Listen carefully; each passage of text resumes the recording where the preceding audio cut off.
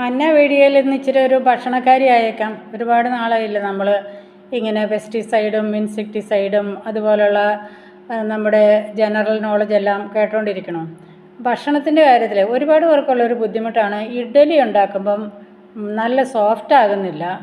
പിന്നെ അത് ഉണ്ടാക്കുമ്പോൾ കൊള്ളാം, പിന്നെ ഇച്ചിരി കഴിയുമ്പോൾ അതിൻ്റെ ആ മയം മാറിയിട്ട് അതങ്ങ് പൊങ്ങിയിരിക്കുന്നത് അങ്ങ് താണ് അട പോലെ ആയി പോകുന്നു എന്നൊക്കെ.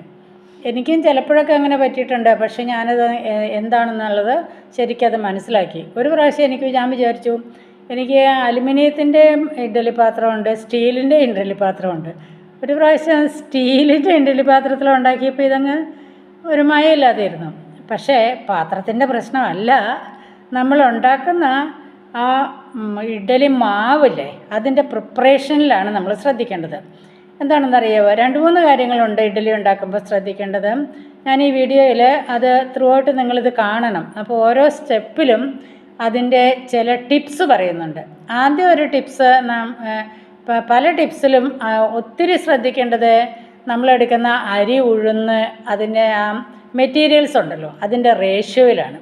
അതിൻ്റെ റേഷ്യോയിലും പിന്നെ അത് എങ്ങനെയാണ് നമ്മൾ ആട്ടിയെടുക്കുന്നത്, അരച്ചെടുക്കുന്നതെന്ന് അതിനകത്തും, അതുപോലെ തന്നെ ഇത് അടുപ്പിൽ വെച്ച് ഇഡ്ഡലി ഉണ്ടാക്കുന്ന സമയത്തും ശ്രദ്ധിക്കേണ്ട കാര്യങ്ങളുണ്ട്. പിന്നെ അത് ഉണ്ടാക്കി കഴിഞ്ഞാൽ ചിലപ്പോൾ നമുക്ക് പെട്ടെന്ന് ഇപ്പോൾ ഉണ്ടാക്കി ഉടനെ തന്നെ അതിനകത്ത് നിന്ന് എടുക്കുമ്പം അപ്പോഴും ശ്രദ്ധിക്കേണ്ട ചില കാര്യങ്ങളുണ്ട്. കാരണം ഇഡ്ഡലി ഉടനെ അത് ആ ഇഡ്ഡലി പാത്രത്തിൽ നിന്ന് ഇഡ്ഡലി ഇങ്ങനെ ഇളക്കിയെടുക്കുമ്പോൾ അതുപോലെ വട്ടയപ്പത്തിനും ഉണ്ട് അതേ പ്രശ്നം. നമ്മളത് തണുത്ത് കഴിഞ്ഞിട്ട് എടുക്കുകയാണെങ്കിൽ അത് മുറിഞ്ഞു പോകാതെ കിട്ടും.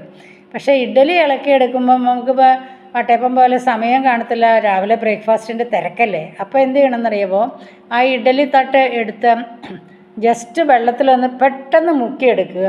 അതല്ലെങ്കിൽ അപ്പോൾ ഇഡ്ഡലിക്ക് നനവ് വരുമെന്നുള്ളൊരു ബുദ്ധിമുട്ടുണ്ടെങ്കിൽ ഇഡ്ഡലി പാത്രം കമിഴ്ത്തി പിടിച്ചിട്ട് ടാപ്പിൻ്റെ കീഴെ പിടിച്ചാൽ വെള്ളം തുറന്നു വിട്ടാൽ അപ്പോൾ ഇഡ്ഡലി പാത്രത്തിൻ്റെ ആ തട്ട് തണുക്കും. അപ്പോൾ പെട്ടെന്ന് ഇളക്കിയെടുക്കാം. പിന്നീട് ഉണ്ടല്ലോ ആ പാത്രം അടുപ്പിൽ വെക്കുമ്പോൾ ശ്രദ്ധിക്കേണ്ട കാര്യങ്ങളുണ്ട്. അത് ഞാൻ അതാത് സമയത്ത് പറയുന്നുണ്ട്. അതായത് നന്നായിട്ട് ആവി കയറി ആ ഇഡ്ഡലി തട്ടെല്ലാം ചൂടായി സ്വല്പം നെയ്മയം, ഞാൻ സാധാരണ നെയ്യാണ് തേക്കാറ്, അല്ലെങ്കിൽ എണ്ണ തേക്കുന്നവരും ഉണ്ട്, സ്വല്പം ഒന്ന് തൂത്തിട്ട് നല്ലോണം ആവി കയറി ചൂടായ പാത്രത്തിലോട്ട് ഒഴിക്കണം. അങ്ങനെ ഒരുപാട് കാര്യങ്ങൾ ശ്രദ്ധിക്കാനുണ്ട്. അതുപോലെ അരിയുടെ ഉഴുന്നിൻ്റെ റേഷ്യോ 1:4 അല്ലെങ്കിൽ 4:1, ഒരു ഉഴുന്നിന് 4 അരി, അങ്ങനെ. പിന്നെ അതിൻ്റെ കൂടെ ചേർക്കേണ്ട പദാർത്ഥങ്ങൾ അതൊക്കെ നമ്മൾ കെയർഫുള്ളായിട്ട് എടുത്താൽ നല്ല മയമുള്ള നല്ല സൂപ്പർ ടേസ്റ്റുള്ള ഇഡ്ഡലി എങ്ങനെ ഉണ്ടാക്കാമെന്ന് കാണിച്ചു തരാം. ഇന്നത്തെ മന്ന വിശേഷം നല്ല സോഫ്റ്റായിട്ടുള്ള ഇഡ്ഡലി എങ്ങനെയാണ് ഉണ്ടാക്കുന്നത്.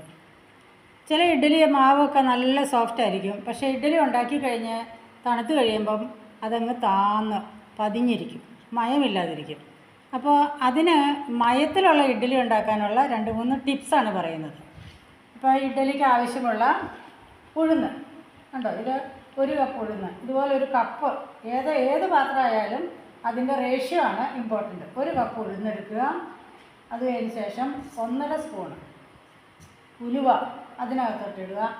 6 മണിക്കൂർ അത് കുതിരാനിടണം. പിന്നീട് ഇതേ കപ്പ് തന്നെ ഉപയോഗിച്ച് 4 കപ്പ് പച്ചരി. ഞാൻ റേഷനരി ഇട്ട് നോക്കി, നല്ലതാണ്. റേഷനരി ഇപ്പോൾ കിട്ടുന്ന റേഷനരി നല്ലതാണല്ലോ. അപ്പോൾ ഇത് റേഷനരിയാണ്, 4 കപ്പ് റേഷനരി. അതും 6 മണിക്കൂർ തണുക്കാനായിട്ട് അല്ലെങ്കിൽ കുതിരാനായിട്ട് ഇട്ടു. ഇത് രണ്ടും 6 മണിക്കൂർ കുതിർന്നു കഴിഞ്ഞപ്പോൾ ഇത് ഇങ്ങനെ ഇതിനകത്ത് കയറ്റി വെച്ച് ഫ്രിഡ്ജിലേക്ക് വെച്ചു, തണുപ്പിച്ചു. ഒരു 1-2 മണിക്കൂർ തണുപ്പിച്ചിട്ട് അരയ്ക്കുകയാണെങ്കിൽ ഒട്ടും ചൂടാകുകയില്ല മെഷീൻ. അത് തന്നെയല്ല, ഇത് നന്നായിട്ട് കിട്ടുകയും ചെയ്യും. അപ്പോൾ ആദ്യം ഇത് അരയ്ക്കണം, ഇത് നന്നായിട്ട് അരയ്ക്കണം. ഇഡ്ഡലിക്കാണെങ്കിൽ ഇത് അരിമാവ് സ്വല്പം തരിതരിപ്പായിട്ട് അരയ്ക്കണം. ദോശയ്ക്കാണെങ്കിൽ നന്നായിട്ട് അരയ്ക്കണം.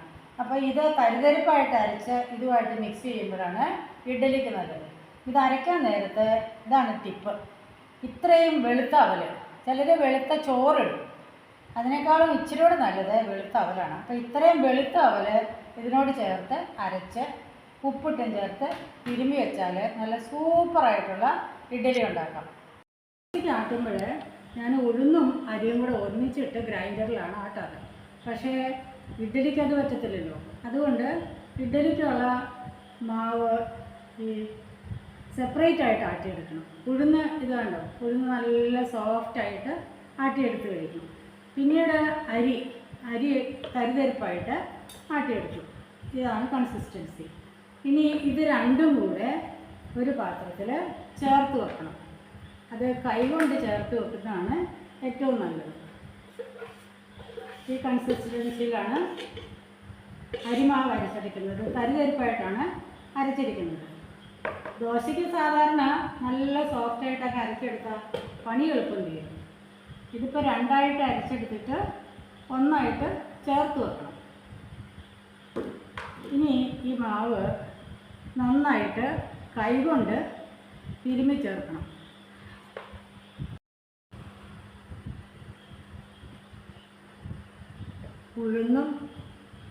ഉഴുന്നുമാവും അരിമാവും കൂടെ നന്നായിട്ട് കൈകൊണ്ട് ഇളക്കി ചേർത്ത്,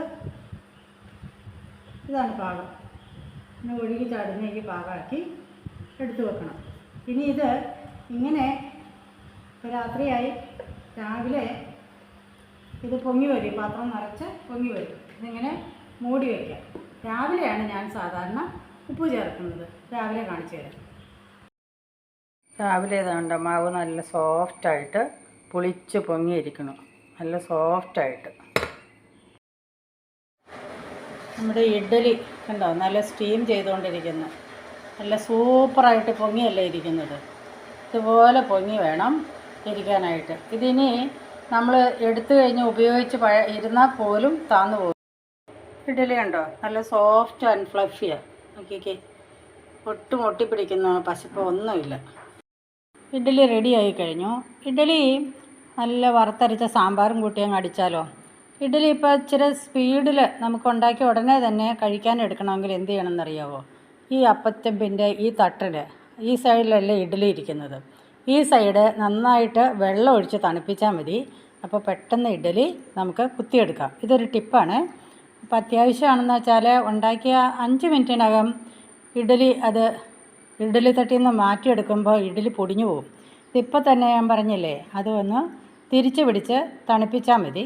അപ്പോൾ പെട്ടെന്ന് ഇഡ്ഡലി നമുക്ക് അടത്തിയെടുക്കാം. ഒരു കേടും ഇടാതെ, മുറിഞ്ഞു പോകാതെ നല്ല ഇഡ്ഡലി റെഡിയായി.